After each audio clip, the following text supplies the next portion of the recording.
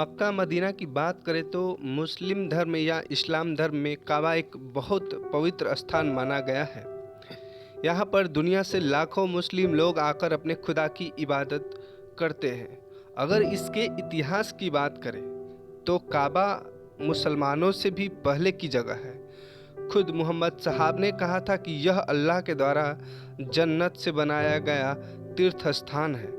पूरी दुनिया के सभी मुसलमान चाहे वो कहीं भी हो, नमाज के समय भी अपना मुंह काबा की ओर ही रखते हैं। ऐसा बहुत इतिहासकारों और पुरानी सभ्यताओं के लेख से पता चलता है कि काबा में 365 मूर्तियां थी, जो कि हिंदू धर्म का था। तो ऐसा कहा जाता है कि मोहम्मद साहब ने सभी मूर्तियां वहां पर एक एक करके तुड़वा दी और जो शंकर भगवान का शिवलिंग था उसे छोड़ दिया। और जब शंकर भगवान उनके सपने में आकर कहा कि मैं तुमसे बहुत नाराज हूँ क्योंकि तुमने सब मूर्तियाँ तोड़ दी है, तो और मैं जा रहा हूँ भारत, और मैं जिस दिन चला जाऊँगा तुम्हारी इस्लाम ख़त्म हो जाएगी। तो मोहम्मद साहब ने डर के उनकी मिन्नतें की और फिर वहाँ पर ऐसा नियम लगा दिया कि यहाँ गैर मुस्लिम का प्रवेश या आना क्या है, वर्जित है। तो शंकर भगवान ने कहा कि जब हमें कोई हिंदू आकर पानी पिलाएगा मैं उसी दिन चला जाऊंगा और तुम्हारी इस्लाम क्या है ख़त्म हो जाएगी। इसलिए वहाँ पर गैर हिंदू ही सिर्फ जा सकते, यानी सिर्फ इस्लाम धर्म के लोग ही जा सकते हैं। गैर इस्लाम धर्म के कोई भी लोग वहाँ पर नहीं जा सकते। ऐसा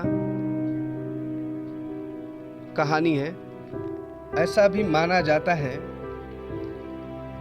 कि एक शैतान था जो मोहम्मद साहब को बहुत तंग किया करता था।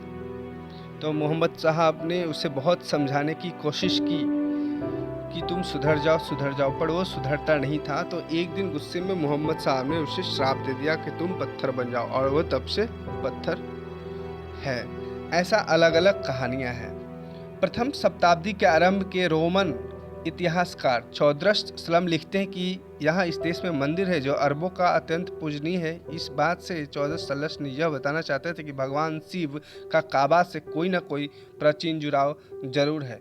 मक्का जाने के लिए मुख्य नगर जिद्दा है, और यह नगर एक बंदरगाह है जो अंतर्राष्ट्रीय हवाई मार्ग का मुख्य केंद्र भी है।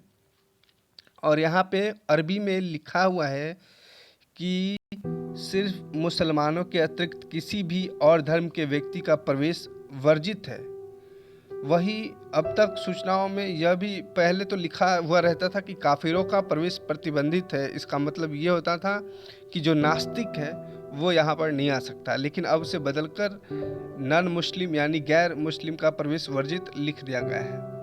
काबा पर ऐसे कई सवाल हैं जिसके सवाल का जवाब डॉक्टर जाकिर नाइक ने अपनी रिसर्च में देने की कोशिश की है, और उन्होंने कई किताबें भी लिखी हैं। उनके हिसाब से यह सच है कि कानूनी तौर पर मक्का और मदीना शरीफ के पवित्र नगरों में से गैर मुस्लिमों का प्रवेश करने की अनुमति नहीं है।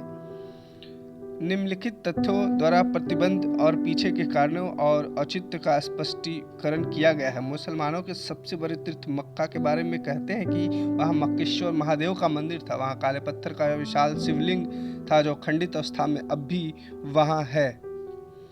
हज के दौरान इस काले पत्थर को मुसलमान उसे पूजते हैं और चूमते हैं। इसके बारे में प्रसिद्ध इतिहासकार स्वर्गीय P.N. ओके ने अपनी पुस्तक वैदिक विश्व राष्ट्र का इतिहास में इसका विस्तार पूर्वक वर्णन भी किया है।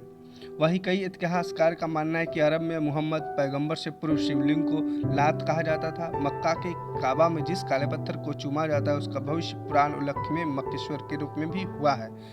इस्लाम के आने से पहले इजराइल और अन्य यहूदियों द्वारा इसकी पूजा किए जाने का स्पष्ट प्रमाण भी मिले हैं, लेकिन अब यह कितना सत्य है और कितनी अफवाह है इसका भी कोई पूरी साफ नहीं हो पाया है कि मक्का मदीने में शंकर भगवान हैं कि नहीं है, उन्हें कैद करके रखा गया है कि नहीं रखा गया है। इसके बारे में बहुत सारी कहानियाँ और बहुत तरह तरह की तर्क अलग अलग जगहों पर मिलता है। अलग अलग इतिहासकार अलग अलग सूचनाएं देते हैं। तो हमारे पास जो सूचना थी इसके बारे में वो हमने आपको बताया। तो वीडियो और जानकारी अच्छी लगी हो तो वीडियो को लाइक करें, शेयर करें और साथ ही चैनल को ज़रूर सब्सक्राइब करें। धन्यवाद।